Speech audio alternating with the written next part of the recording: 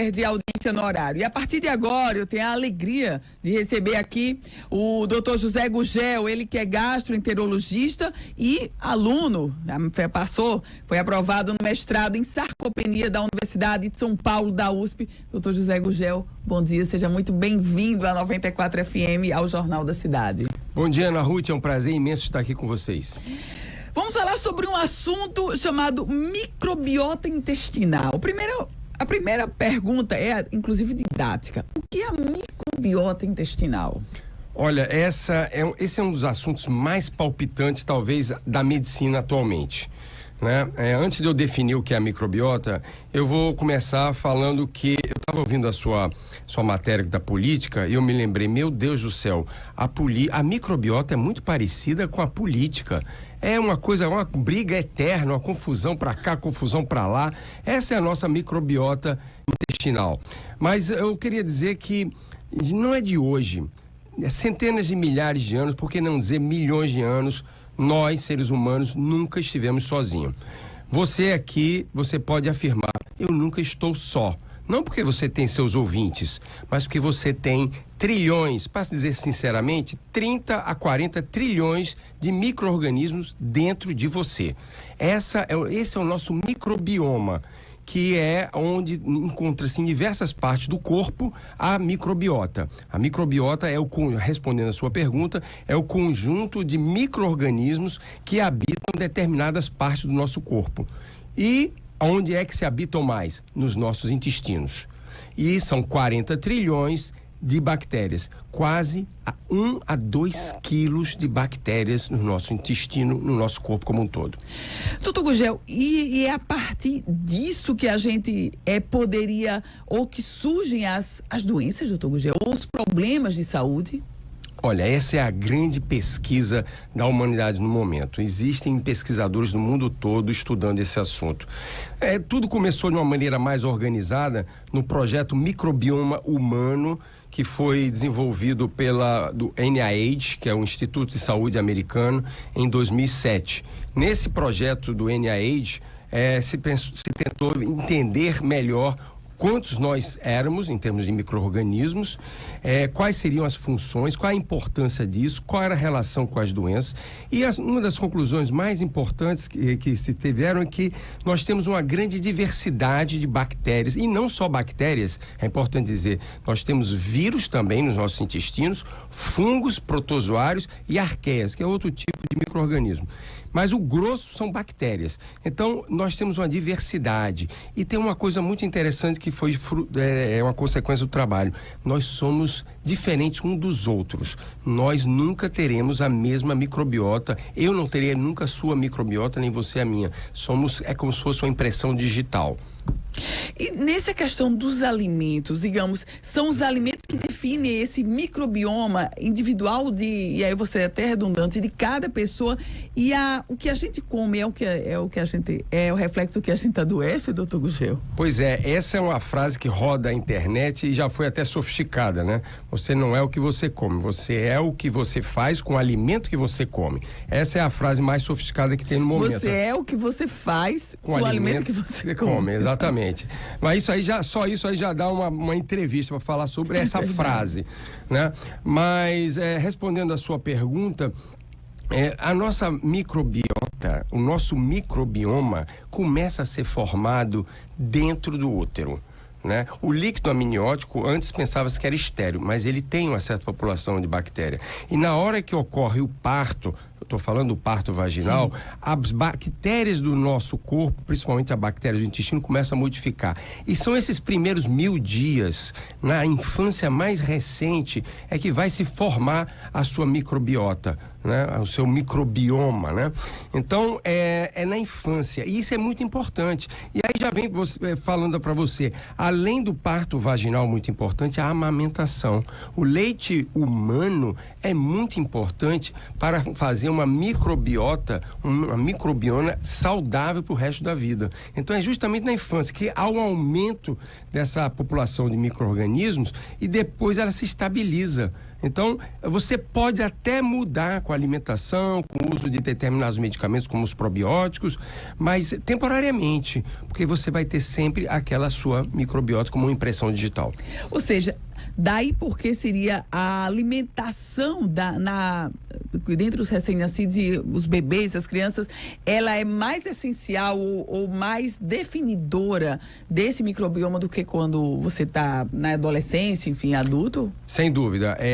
Essa impressão digital microbiológica é feita principalmente na infância tenra. A amamentação é fundamental para o ser humano, né? Isso está mais do que provado, porque o leite humano tem uma série de substâncias importantes, a própria lactose, a lactoferrina e oligosacarídeos humanos, o leite materno, que são muito estudados, inclusive nos Estados Unidos é comercializado à parte e pode ser utilizado pelo adulto também, né? Então, assim, mais a dieta, voltando à sua pergunta anterior, a dieta sim é um papel importante numa microbiota saudável, podemos assim dizer, né? Então, assim, diante de determinadas situações, determinadas doenças, nós temos que intervir terapeuticamente, com tratamento. E a dieta, uma dieta saudável, que a gente pode esmiuçar mais, é importante demais para uma microbiota saudável. Quem são os vilões, doutor Gugel? Se a gente pensar de dieta, quem são esses vilões para uma microbiota, para interferir numa microbiota que não seja saudável? Os vilões são vários, né? Como eu já falei, você nasce de parto vaginal, parto cesárea, se você é amamentado, a dieta ocidental, a dieta rica em carne, em gordura saturada, em gordura trans, muito importante, né? Então essa dieta ocidentalizada que nós consumimos no Brasil e nos Estados Unidos é terrível para a nossa flora, a situação de eubiose, que é o contrário da disbiose, tanto falado, né? Então a dieta é muito importante. Os exercícios físicos, já está provado que quem faz atividade física regular, você leva uma microbiota mais saudável. Inclusive, um detalhe, dependendo do tipo de exercício físico, você pode ter diferentes tipos de bactérias. Isso é muito interessante. Mesmo? É muito interessante. Está se estudando muito isso é um capítulo à parte, bem amplo. Mas, assim, voltando, além da dieta, exercício físico, amamentação, você tem os estresses do dia a dia, modificações do seu estilo de vida, até a presença de cachorro em casa pode mudar a sua microbiota. Vou falar agora, vou começar pelo último. Cachorro em casa pode mudar a microbiota, ou seja, pode delimitar ser saudável ou não, ou você ter problema. Que forma, doutor Gugel? A informação que se tem hoje é que se você tem um pet, um cachorro de estimação em casa, isso pode ajudar, favorecer positivamente uma microbiota mais saudável, né? Então está se estudando muito isso. É claro que existem outras questões, alergia ao pelo do cachorro, o cachorro pode trazer algumas doenças para o ser humano e tal, se o cachorro não for bem cuidado. Mas isso é uma coisa que também se fala. Mas o mais importante mesmo que a gente tem que frisar é que a dieta, a falta de atividade física e o estresse podem alterar a microbiota, e a alteração da microbiótica pode levar a uma série de doenças, uma série de problemas. Quais são esses principais problemas, doutor Gugel? Olha, quase tudo, né? Porque, na realidade, quando você fala em microbiota, você acaba falando no famoso eixo cérebro-intestino, né? É o Brain-Gut Axis, né? Mas hoje já se sabe que existe eixo intestino-fígado, eixo intestino-músculo, eixo intestino-tireoide, eixo intestino-coração. Então, hoje ampliou. Aquela história que era eixo intestino-cérebro, hoje não está limitado a isso. E essas interações, elas podem sim levar a uma série de problemas. Vou citar algumas. O problema da resistência à insulina. Acho que o nosso ouvinte sabe muito bem que o pâncreas fabrica um hormônio importantíssimo para o controle da glicose, né, que é a insulina. E em uma determinada situação pode ocorrer que o paciente fica resistente à insulina que ele produz. E a microbiota intestinal pode favorecer essa situação de resistência à insulina, né? A microbiota hoje está sendo incriminada como um agente causador, potencialmente causador, não seria o mais importante, mas um coadjuvante na obesidade. Na obesidade? Na obesidade, né? Na hora que você tem bactérias do bem diminuídas, bactérias do mal. Vamos falar de uma maneira simplória, para o ouvinte entender, que é a situação de eubiose, que é só a microbiota intestinal, porque a maior parte das bactérias do nosso corpo estão no intestino grosso, vamos deixar claro, no cólon, né? Tem bactéria no nariz, bactéria no ouvido, na pele, mas a maior parte do intestino. E essas bactérias do intestino grosso são as que vão fazer as doenças. Então, no caso da obesidade, hoje já se descobriu, não é de hoje, já há mais de 10, 15, 20 anos, que existem imunomoduladores intestinais. Né? Vários, já descobriram mais de 200. Né? Um muito famoso que é fruto de um medicamento que é muito usado, que é o GLP-1. Que é uma incretina que vai lá agir no hipotálamo, lá no cérebro, e vai ajudar a nós termos saciedade. Então, assim, se você tem um GLP-1 disfuncional, que não funciona direito, fabricado no intestino delgado, se você, a bactéria do intestino, está agindo contra uma boa função do GLP-1, isso pode levar a problemas de saciedade e você comer mais. Tá? Então, essa desregulação, eu citei só o GLP-1, mas tem inúmeros outros. Doenças cardíacas pode alterar também a formação da placa de ateroma. É claro que não é o fator principal, mas se estuda cada vez mais isso.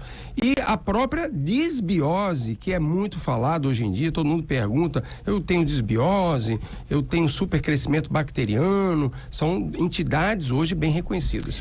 Doutor Gugel, um ouvinte nosso chamado Helder Melli, ele faz uma pergunta e diz o seguinte: uma boa microbiota pode evitar o câncer de intestino? Poxa, essa é o santo grau, né?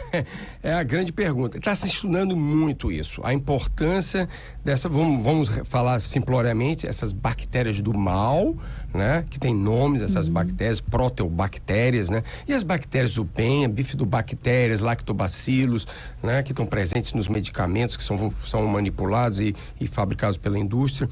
Então, está se estudando muito isso. Se nós modularmos essa flora intestinal, essa microbiota, melhor dizendo, essa microbiota intestinal, nós teríamos a condição de prevenir doenças. O que se sabe hoje que existem fatores na nossa dieta que podem levar ao câncer. Uma dieta rica em carne vermelha é muito propensa a levar ao câncer do intestino. Então você faz a dieta do Mediterrâneo, por exemplo, que é uma dieta clássica, acho que todos os nossos ouvintes já o devem. Como é a do Mediterrâneo? A dieta do Mediterrâneo tem sido muito estudada, ela é considerada a dieta ouro para todos nós, porque está associada à longevidade, né? Quando você vai estudar aquelas blue zones, aquelas zonas do mundo onde se tem mais longevos, nonagenários e até centenários, você nota que existem padrões alimentares. E a dieta do Mediterrâneo é uma do padrão alimentar que foi identificado na região do Mediterrâneo, na Itália, na Grécia, na França, onde há uma procura por carboidratos complexos, carboidratos integrais, na base da pirâmide, poucas gorduras de origem animal, pouquíssima gordura saturada, o uso de frutas e verduras em grande quantidade. Isso é muito importante, porque as verduras e as frutas, elas podem agir como pré-bióticos, e é importante definir aqui os conceitos, o que é pré-biótico, o que é probiótico, o que é pós-biótico, a gente pode falar se ainda tiver tempo. Vamos, claro, com certeza. Então a dieta do Mediterrâneo faz o contraponto à dieta ocidental, que é a dieta rica em gordura. Doutor Gugel, o senhor falou sobre manipulação de medicamentos. Isso já enseja outra coisa. As pessoas, eu já escutei pessoas dizendo, mas eu não gosto muito de fruta, não gosto muito de verdura, mas eu uso um suplemento tal, eu mando fazer na farmácia um comprimido que é até que ponto a manipulação ou a ingestão de vitaminas substitui aquelas vitaminas ou aquele composto que vem naturalmente nos alimentos e pode ou não interferir na microbiota? Acabei de ver a minha cabeça uma coisa muito interessante, né? Você falando de vitaminas, aí eu falo sempre para os pacientes, você sabe qual é a maior fonte de vitaminas no planeta? A maior fonte de vitaminas no planeta é a urina dos americanos, né? O xixi dos americanos, porque os americanos consomem vitamina imensamente. E a vitamina em excesso acaba saindo na urina. Então, na realidade, uma dieta equilibrada, uma dieta saudável, você tem muitas vitaminas do corpo. Uma pessoa pode não necessitar de suplementação vitamina extra. Você basicamente com a sua dieta equilibrada você pode. E falando de uma dieta equilibrada, metade da nossa alimentação deveria ser composta de verduras e frutas. Metade da alimentação. Olha, isso já está bem definido na pirâmide dos alimentos. Você deve deixar só as carnes, os peixes, os ovos, os laticínios para outra parte da composição. E as verduras são muito importantes, tais como as frutas, porque elas agem como substâncias pré-bióticas, que são aqueles alimentos, aqueles carboidratos não digeríveis, que vão ser, quando bem usados, escolhidos bem, vão ser os alimentos das bactérias do bem. Então tem vários exemplos, eu vou citar aqui alguns: a alcachofra, a chicória, a banana verde, que não é muito palatável, mas você pode fazer o uso da farinha da banana verde. Banana verde, porque a banana verde tem o amido, na hora que ela amadurece, ela perde o amido e vira frutose e glicose. Então, na hora que você come a banana verde, você está dando prebiótico. Mas tem muitos outros, você pode consumir a cebola, o alho, são fontes naturais de prebióticos. Então existem inúmeros outros, mas assim, até eu postei no meu Instagram um vídeo do professor Emerson Maia, que é um dos maiores estudiosos de microbiota no mundo todo. Ele é da Califórnia, Universidade da Califórnia, e ele, num vídeo dele que eu reproduzi com a permissão dele, ele fala que nós devemos, para termos uma saúde intestinal, nós devemos consumir semanalmente 30 diferentes tipos de frutas e verduras. 30, eu vou repetir, dito pelo professor Emerson Maia, um catedrático do assunto: 30 diferentes verduras e frutas. E aí eu faço uma provocação a todos os nossos ouvintes: quem é que faz o seu supermercado, o supermercado da sua casa? Quem é que vai na feira? É você ou você manda alguém ir? Porque esse é um ato de respeito à integridade do seu intestino. É você que tem que ir comprar as suas verduras. Você que tem que escolher as suas verduras e estar atento a ela, porque é na quitanda é que está a verdadeira farmácia. Doutor, a gente conversa com o gastroenterologista, doutor José Gugel, e chega uma pergunta de uma ouvinte chamada Mary Prachedes. Ela diz: no caso de pessoas que tiveram câncer de colo intestinal, como se comporta a microbiota? Então, há uma suspeita grande de que há uma alteração no tipo de bactérias no intestino de pessoas que sofreram de câncer, que têm síndrome do colo irritável, que têm doença inflamatória intestinal, tipo doença de Crohn, retocolite ulcerativa. Em geral, quando nós somos adultos saudáveis, nós temos uma quantidade maior de um tipo de bactéria chamado Bacteroidetes e menos Firmicutes. E na medida que nós vamos envelhecendo e na medida que nós vamos adoecemos de doenças diversas, vai havendo uma mudança nesse tipo de fauna, flora, de microbiota intestinal. Nós vamos ter mais Firmicutes e menos Bacteroidetes, e podemos ter outros tipos de bactérias do mal, como proteobactérias e muitas outras.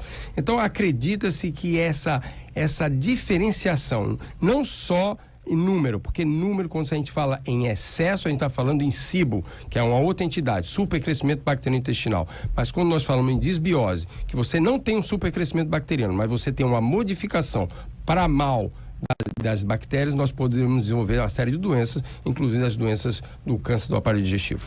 Doutor José Gugel, o senhor falava de pré-biótico e de probiótico. Qual a diferença dos dois? Muito bem. Pré-biótico, como eu falei, são, resumidamente, uma forma simplória, ser os alimentos das bactérias. Pode ser alimento para bactéria ruim, pode ser alimento para bactéria bom, dependendo do que você oferece. Se você dá gordura trans, você está dando alimento para bactéria ruim, e isso vai competir com as bactérias, que elas vão se proliferar, e as bactérias do bem vão cair, e você vai entrar numa disbiose, que é essa desregulação da microbioma, do microbiota intestinal. Quando você dá alimentos bons, você está dando pré-bióticos bons, como eu já citei, você vai propiciar que bactérias do bem proliferem, e todas as vantagens de ter bactérias do bem no seu intestino, que é impedir que as bactérias ruins prevaleçam. E aí tem uma série de explicações que não vem ao caso aqui, eu acho que vai ficar muito complexo. E os probióticos são justamente as bactérias vivas que hoje são comercializadas, para tentar modular, a palavra é essa, modular, você tornar o seu intestino mais equilibrado. Certo? Na hora que você dá esses, e tem vários, os mais famosos, os lactobacillus, os bifidobactérios, tem vários tipos, a indústria farmacêutica está produzindo bastante, está se pesquisando muito isso. A grande dúvida que se tem é que se nós podemos usar para uma determinada situação um probiótico específico, ou você vai dar aquela gama variada de probióticos. E qual a quantidade? Essas são perguntas que a ciência ainda está em busca, né? Qual é o santo grau das doenças quando a gente está falando em modulação intestinal? E nesse foco, com esses questionamentos que a ciência ainda não respondeu, a gente pode também já trazer um alerta, ou seria o caso de alertar para essas pessoas que chegam na farmácia e começam a comprar os probióticos, suplementos, a chamada automedicação, doutor Gugel? Sim, primeiro de tudo que para pessoas saudáveis não há nenhuma motivação para você fazer uso de probiótico. Eu acho que você fazendo uma alimentação saudável, como eu já mencionei, dando atenção às suas verduras, às suas frutas e fazendo um certo equilíbrio da gordura saturada e gordura trans nem pensar. Você fazendo isso, você está contribuindo para a sua microbiota. Se você está fazendo atividade física regular, como manda a Organização Mundial de Saúde, 150 minutos para tirar do sedentarismo por semana, 300 minutos para combater a obesidade por semana, você está ajudando a sua microbiota. Se você vive num ambiente saudável, mentalmente saudável, equilibrado, também. Se você foi amamentado, ótimo, né? Amamentado pela sua mãe. Enfim, são situações que vão ser bom. Não precisa tomar probiótico. Agora, se você tem um transtorno digestivo, se sua barriga é inchada, se você tem desconforto, gases, diarreia, prisão de ventre, constipação, provavelmente você pode ter um síndrome do colo irritável, um síndrome de intestino irritável, pode ter uma desbiose, tem que fazer bem o diagnóstico direitinho, e aí você pode se beneficiar de um probiótico, sim. Doutor José Gugel, gastroenterologista, a gente teria muitos outros assuntos, mas com certeza o senhor vai voltar, porque não faltam perguntas sobre esse assunto. É muito interessante como as pessoas começam a despertar para a relação, doutor Gugel, do alimento com a doença e como ele pode combater. É bem interessante esse despertar hoje do cidadão comum, né, doutor Gugel? O senhor deve observar muito isso no seu consultório. Sem dúvida, tem muitas perguntas.